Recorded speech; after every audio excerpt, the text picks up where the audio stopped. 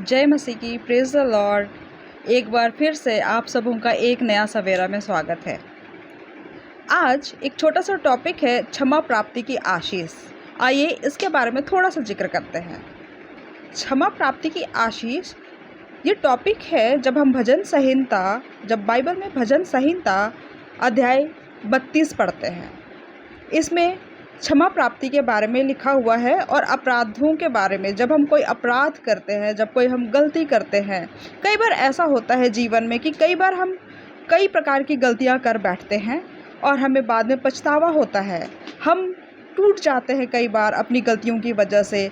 कई बार हम डिप्रेशन में चले जाते हैं। कई बार हमें लगता है कि हमारा जीवन तो अब व्यर्थ हो गया है, हमने इतनी बड़ी गलती कर दी है, हम इससे कैसे उबर पाएंगे, हम इसे कैसे ओवरकम कर पाएंगे। परंतु मेरे प्रियो, जब हम गलतियां करते हैं, जब हमें एहसास होता है कि हमने गलती की है और जब हम प्रभु परमेश्वर के करीब आते हैं, उनसे पूरे हृदय से, पूरे मन से अपने पापों के लिए क्षमा मांगते हैं, उनके सामने गिड़गिड़ाते हैं, रोते हैं, अपने पापों के लिए, अपने गुनाहों के लिए क्षमा मांगने के लिए हम प्रार्थना करते हैं उनके सामने।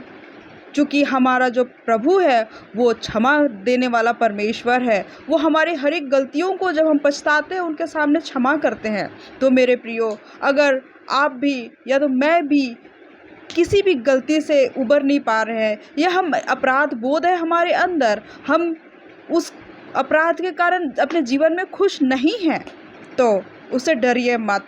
हमें अपने अपराधों के लिए ईश्वर से क्षमा मांगना है, उनसे प्रार्थना करनी है, वो हमें क्षमा देंगे। हमें अपने पापों पे डूबे नहीं रहना है, क्योंकि भजन संहिता 32 भी हमें यही आशीष देता है। धन्य है वे जिनके अपराध क्षमा किए गए हैं और जिनके पाप ढांपे गए हैं। तो हमें अपने अपराधों के लिए क्षमा मांगना है ईश्वर से। और हम उस स्त्री को भी देखते हैं जिसने अपने पापों के खातिर रोते हुए, गिड़गिड़ाते हुए ईश्वर के अपने आंसुओं से पैर तक धो डाले, जिससे उसके गुनाह भी क्षमा किए गए, वो जबकि बहुत पापी स्त्री थी। तो फिर हम अपने ईश्वर जो हमें क्षमा करने वाले हैं, क्यों ना उसे पूरे मन से क्षमा मांगे और इस जीवन में खुश रहने की कोशिश करें। हम अपराध बोध से बाहर आए, हमें वो आशीष देंगे, हमें नया जीवन देंगे। तो हमें डरने की ज़रूरत नहीं है। अगर हम भी अपराध बोध से ग्रसित हैं, ईश्वर से प्रार्थना करने की ज़रूरत है, उनके करीब आने की ज़रूरत है, अपने अपराधों को पूरे मन से उनके सामने क्षमा मांगना है, अपने गुनाहों को फिर वापस नहीं दोहराना है।